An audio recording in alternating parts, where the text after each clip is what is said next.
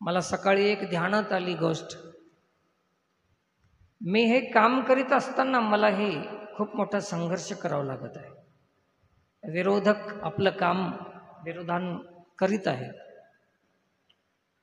त्रास देणारे त्रास देण्याचा प्रयत्न करत आहे, याला कलंकित करण्याचा प्रयत्न चालू आहे।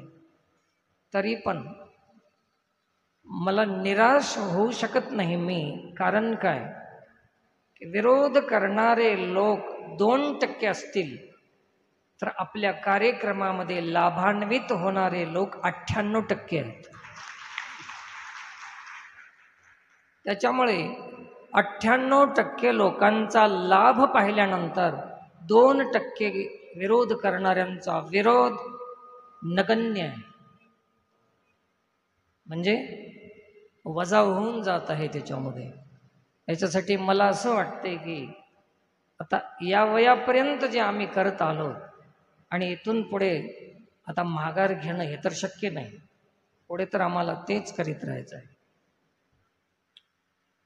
मागे बहुता जन्मी हेच करीत आलो आम्ही।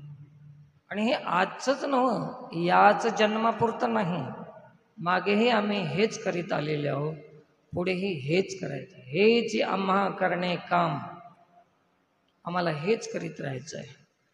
तर इथे येणाऱ्या समस्त मित्रमंडळींनी आपले विचार घरोघर पोहोचवायचे आहेत।